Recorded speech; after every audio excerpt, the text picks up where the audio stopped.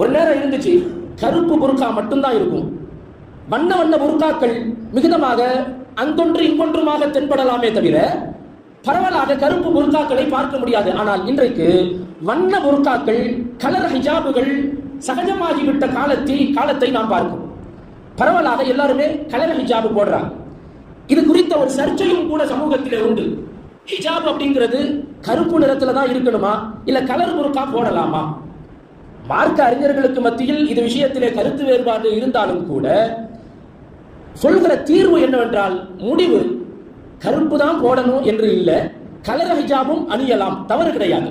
ஆனால் நாம் அணிகிற அந்த கலர் ஹிஜாபும் கூட நம்முடைய அலங்காரத்தை மறைக்கக்கூடியதாக இருக்க வேண்டும். மார்க்கத்தில் ஹிஜாபிற்காக வேண்டி என்னென்ன வரைமுறைகள் வகுத்து கொடுக்கப்பட்டிருக்கிறதோ, சொல்லப்பட்டிருக்கிறதோ, அந்த வரைமுறைகளை நாம் பேணி பாதுகாத்தாக வேண்டும். ஹிஜாபு எப்படி இருக்கணும்? நம்முடைய அணியக்கூடிய பெண்கள் அணியக்கூடிய அந்த ஹிஜாப் முழு உடலையும் மறைக்கக்கூடியதாக இருக்க வேண்டும். உள்ளிருக்கிற அலங்காரத்தை வெளிப்படுத்தக்கூடியதாக இருக்கக்கூடாது. அப்படின்னா மெல்லிய அந்த துணி, மெல்லிய துணியாக இருக்கக்கூடாது. இறுக்கமான ஹிஜாபாகவும் இருக்கக்கூடாது. முழுக்க முழுக்க அலங்காரத்தை மறைக்கக்கூடியதாக இருக்க வேண்டும் என்கிற வரைமுறையை மார்க்கம் நமக்கு தருகிறது.